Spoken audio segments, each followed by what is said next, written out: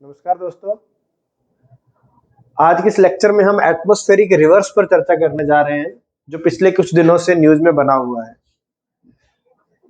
इसके न्यूज में बने रहने का कारण ये है कि कैलिफोर्निया में जो पिछले कुछ दिनों से काफी तीव्र वर्षा हो रही है, वहां बाढ़ की स्थिति जो उत्पन्न हो गई है, उसमें एटमॉस्फेरिक रिवर को एक प्रमुख कारक माना जा रहा है। इसे पाइनएप्पल एक्सप्रेस भी कह दिया जाता है। तो इन दोनों में क्या डिफरेंस है, पाइनएप्पल एक्सप्रेस में और एटमॉस्फेरिक रिवर्स में, ये हम आगे देखेंगे। फिर देखेंगे कि एटमॉस्फेयर रिवर का कारण क्या है, क्यों उत्पन्न होती है, जेट स्ट्रीम का इसमें क्या रोल है, क्लाइमेट चेंज का इस पर क्या प्रभाव पड़ रहा है, मैडन जूलियन ऑसिलेशन से ये किस प्रकार जुड़ा हुआ है। ये सारे मुद्दे आज हम इस लेक्चर में देखेंगे। तो सबसे पहले अगर हम देखें कि एटमॉस्फेरिक रिवर्स है क्या, तो एटमॉस्फेरिक रिवर्स वायुमंडल के ऐसे क्षेत्र हैं, लंबे हैं, संकीर्ण क्षेत्र हैं, ऐसे लंबे और संकीर्ण क्षेत्र हैं जिनमें अत्यधिक मात्रा में जलवाष्प पाई जाती है। इनमें इतनी जलवाष्प है कि अगर हम मिसिसिपी नदी से तुलना करें तो उससे 10 गुना से भी ज्यादा जलवाष्प इसमें पाई जा सकती है। तो इतनी अत्यधिक मात्रा में इनमें जलवाष्प है, लेकिन इनका जो चौड़ाई है बहुत कम है, बहुत संकरे है। 500 से 600 किलोमीटर का एरिया होता है और 1500-1600 किलोमीटर की इनकी लंबाई होती है। इतने से एरिया में इतनी अत्यधिक मात्रा में जलवाष्प पाई जाती है, और ये एक मैकेनिज्म स्थापित करते हैं एटमॉस्फेरिक रिवर, जिनके माध्यम से उष्णकटिबंधीय क्षेत्रों से आर्द्रता का बाहर की ओर प्रवाह होता है। उच्च अक्षांशों की तरफ आर्द्रता ट्रॉपिकल से क्या करती है, माइग्रेट करती है। ट्रांसपोर्टेशन का एक मैकेनिज्म है, ये परिवहन का एक तंत्र है। तो देखो होता क्या है इसमें, कि अगर मैं इस एग्जांपल से, अगर हम कैलिफोर्निया का एग्जांपल ले लें, तो इसके संदर्भ में अगर मैं आपको बताऊं तो ये देखिए, कैलिफोर्निया के संदर्भ में ये डायग्राम आपको समझ में आएगा। देखो, ये उष्णकटिबंधीय क्षेत्र है, ये हवाई द्वीप है, यहाँ पर आपका हवाई द्वीप है ये वाला। तो हवाई द्वीप ट्रॉपिकल 23.5 के आसपास पड़ता है। तो यहाँ पर जब तापमान क्या रहता है, अधिक रहेगा।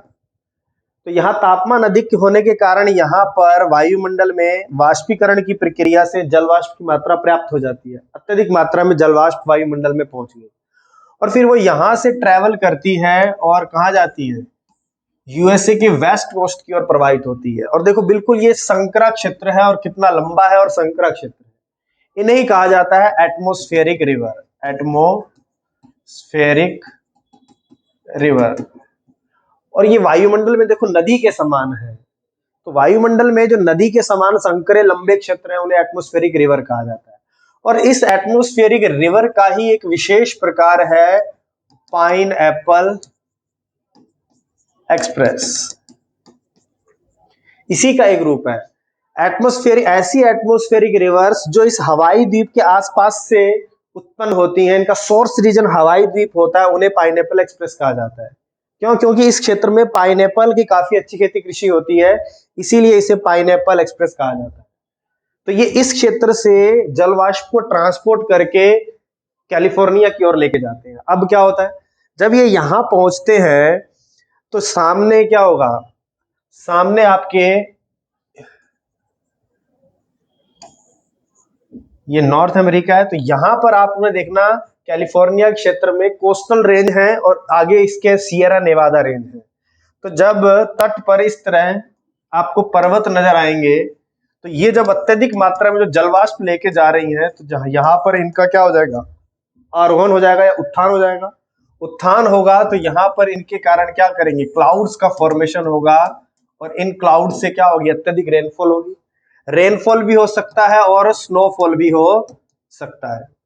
रेनफॉल और स्नोफॉल दोनों इससे होता है। तो ये यहाँ पर जलापूर्ति में महत्वपूर्ण योगदान देते हैं। अगर हम ये कहें कि कैलिफोर्निया में या वेस्ट कोस्ट पर जलापूर्ति जो होती है, उसमें 50% योगदान इन एटमॉस्फेरिक रिवर्स का ही है। तो एटमॉस्फेरिक रिवर ऐसा नहीं है कि बुरी है, ये वहां पर जलापूर्ति का एक महत्वपूर्ण तंत्र है, हाइड्रोलॉजिकल साइकिल का एक पार्ट है। लेकिन प्रॉब्लम क्या हो रही है, जब कई सारी एटमॉस्फेरिक रिवर एक के बाद एक पहुंचती हैं, तो वहां पर बाढ़ की स्थिति उत्पन्न हो जाती है। बाढ़ की स्थिति उत्पन्न होगी, लैंडस्लाइड होगा। तो इस तरह की स्थिति क्या हो जाती है, यहां पर पैदा हो जाती है, मड स्लाइड की कंडीशन पैदा हो जाती है। तो ये जब कई सारी एक साथ पहुंचती हैं तब ये उत्पन्न होती है। तो अब देखो इसका प्रोसेस क्या है। देखो प्रोसेस में अगर हम इसके देखें जाएं अंदर, तो क्या होगा कि जैसे आपका ये वेस्ट कोस्ट है यूं, तो ये हवाई द्वीप से मान लो ये आपका हवाई द्वीप है, तो यहाँ वाष्पीकरण की प्रक्रिया से जल वाष्प एटमॉस्फेयर में पहुंच गई, तो इसके आसपास के क्षेत्र में है। तो नॉर्मली इस क्षेत्र से इधर से यूं पछुआ पवनें प्रवाहित होती हैं। लेकिन अब हुआ क्या, कभी कभी ऐसी कंडीशन होती है कि जो जेट स्ट्रीम है वो नीचे तक क्या करती है, डिप कर जाती है। जेट स्ट्रीम यूं नीचे तक डिप करके और यूं ऊपर की ओर प्रवाहित होती है। तो जब जेट स्ट्रीम जाती है तो ये अपने साथ इस आर्द्र हवा को क्या करती है, अपनी ओर सक करती है, खींच लेती है, और अपने साथ साथ इसको क्या करती है, प्रवाहित करके इस तट पर ले आती है। और इसकी स्पीड जब जेट स्ट्रीम जाएगी तो इसके साथ ये तेजी से यहाँ पर क्या करते हैं, पहुंचते हैं, और वेस्ट कोस्ट से जाके क्या करते हैं, टकरा जाते हैं। और दूसरा इसका कारण संकरे होने का है कि यहाँ पर हाई प्रेशर रहता है। इस हाई प्रेशर की वजह से ये इधर तो मूव नहीं कर पाती है, इधर जेट स्ट्रीम डिफाइन कर रही है, इधर आपको हाई प्रेशर है, तो ये दोनों के बीच में से ये क्या करती है, वेस्ट कोस्ट की ओर प्रवाहित हो जाती है, कैलिफोर्निया के तट की ओर।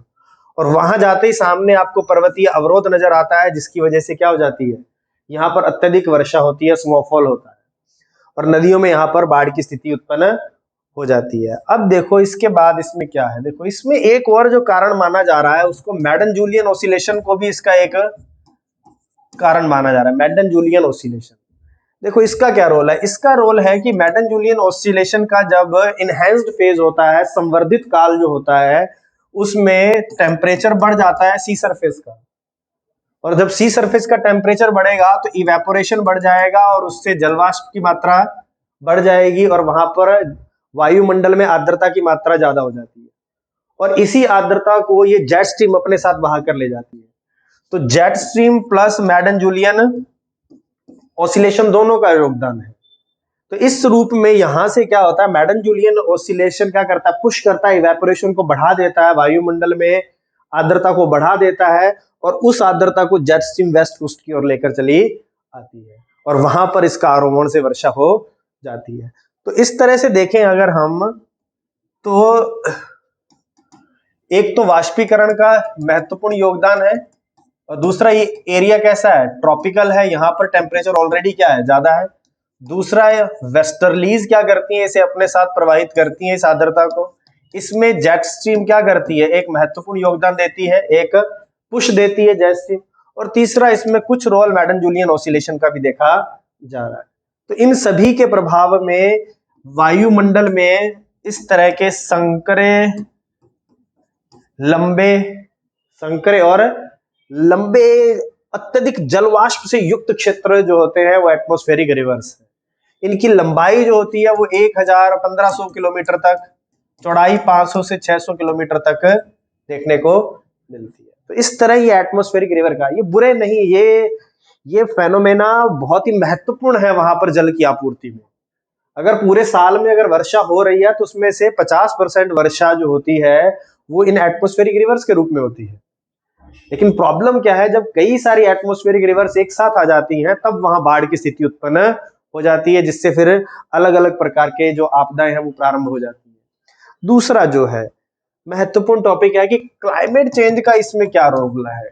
देखो क्लाइमेट चेंज की वजह से क्या हो रहा है कि सी सरफेस का टेम्परेचर बढ़ रहा है। अब सी सरफेस का जब टेम्परेचर बढ़ जाएगा तो वाष्पीकरण भी बढ़ जाएगा, और जब वाष्पीकरण बढ़ जाएगा तो वायु में जल वाष्प की आर्द्रता, जल वाष्प की मात्रा भी बढ़ जाएगी, और जब जल वाष्प की मात्रा बहुत ज्यादा होगी तो एटमॉस्फेरिक रिवर में भी जल वाष्प की मात्रा बहुत ज्यादा होगी, और जब ये लैंडफॉल करेगी, तटों पर पहुंचेगी, तो वहां वर्षा की मात्रा बहुत ज्यादा होगी। दूसरा है कि ग्लोबल वार्मिंग के कारण जो जेट स्ट्रीम थी वो साउथ की ओर क्या करती है, और अधिक डिप करने लगी है। वो क्या करती है, एक तो क्या हो रही है, साउथ में ज्यादा आ रही है, तो जिसकी वजह से क्या करेगी, ये ट्रॉपिक के जो जलवाष्प है या इनकी जो आर्द्रता है इसको अधिक मात्रा में लेके जाएगी। दूसरा, ये इसकी जो फ्रीक्वेंसी है वो भी बढ़ गई है। जेट स्ट्रीम साउथ में डिप भी कर रही है, प्लस उसकी डिप करने की फ्रीक्वेंसी भी बढ़ गई है, जिससे जो आपको एटमॉस्फेरिक जो रिवर्स हैं उनका प्रभाव बढ़ता चला जा रहा है। तीसरा जो कारण इसका है जो आपका क्लाइमेट चेंज की वजह से हमें देखने को मिल रहा है कि क्लाइमेट चेंज की वजह से क्या होगा, ये जेट स्ट्रीम में मियंडरिंग भी क्या होती जा रही है, बढ़ती जा रही है। और जेट स्ट्रीम में जब मियंडरिंग बढ़ेगी तो ये क्या करेगी, अधिक दूर तक गर्म वायु का प्रभाव हमें देखने को मिलता है। दूसरा देखो, इसका जो आपका एटमॉस्फेरिक रिवर है, इसका एक इम्पैक्ट और भी पड़ रहा है कि वहां स्नोफॉल की आपूर्ति होती है तो स्नो की आपूर्ति हो जाती है, लेकिन अगर वर्षा क्या होगी, ज्यादा होगी, तो जो निचले भागों में जो स्नो है वो कम हो जाएगी। जब उन पर जल की बूंदें पड़ेंगी तो वो पिघल जाएगी। तो ये स्नो की जो लिमिट है उसको भी क्या करती जा रही है, ऊपर करती जा रही है, क्योंकि वहां पर वार्म एयर का और जो वर्षा है उसका प्रभाव बढ़ रहा है। तो ये आपका एटमॉस्फेरिक रिवर का क्या है, पूरा का पूरा सारांश है। अगर हम इसको इस डायग्राम में देख लें, ये रहा, तो देखो ये संकरे बैंड्स के रूप में तटों पर के जाती हैं। यहाँ पर इनका आरोहण होता है, आरोहण होता है तो वर्षा होती है और स्नोफॉल भी हो जाता है। और ये आपका कैलिफोर्निया का तट है। इस तरह से ये एटमॉस्फेरिक रिवर आपको दिखाई देती है। और एटमॉस्फेरिक रिवर का ही एक विशेष रूप है पाइनएप्पल एक्सप्रेस, जो हवाई के द्वीप जो है, हवाईयन द्वीप है, वहां से जिसकी सोर्स की उत्पत्ति होती है। तो आज इतना ही, फिर मिलते हैं।